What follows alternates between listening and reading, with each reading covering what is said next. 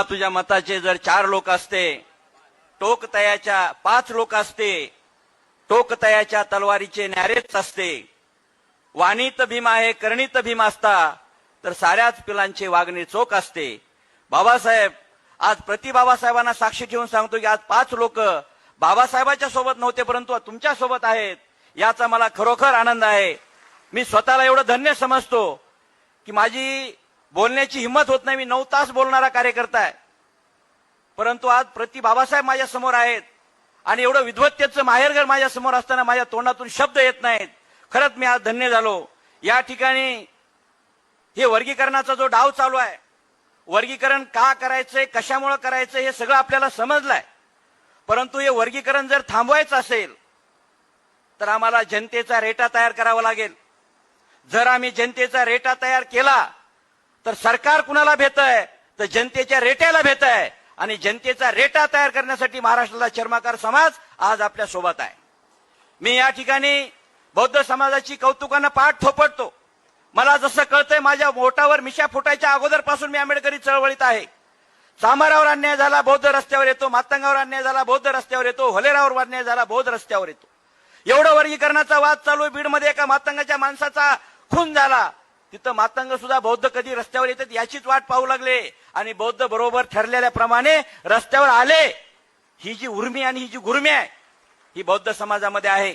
आणि या ठिकाणी महाराष्ट्राचं शासन काय करतंय, तर या शेड्यूल कास्टची ताकद काढून घ्यायची असेल तर बौद्धाला एकटं पाडा, परंतु महाराष्ट्राचा शासनाचा हा डाव या महाराष्ट्रातला चर्मकार हाणून पाडल्याशिवाय राहणार नाही. 10 तारखेला बीड पासून लॉंग मार्च सुरू आहे.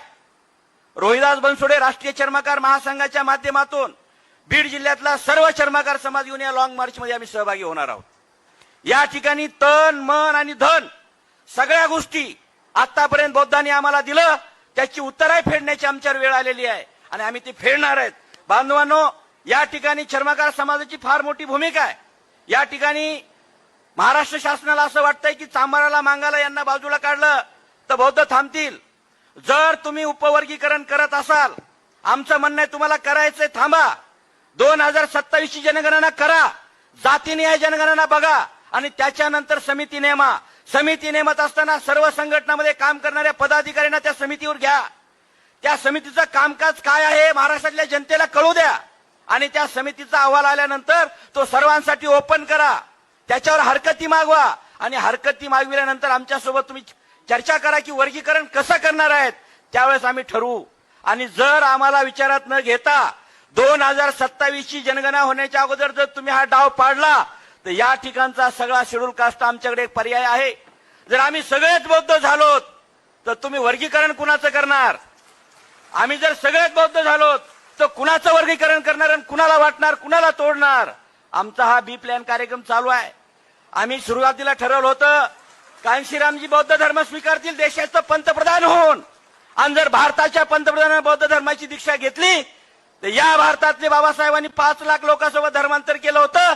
या देशातल्या 10 कोटी लोकांचं बौद्ध धर्मांतर होईल आणि मग बाबासाहेबांचं स्वप्न पूर्ण होईल की मला माझा भारत बौद्धमय करायचा आहे.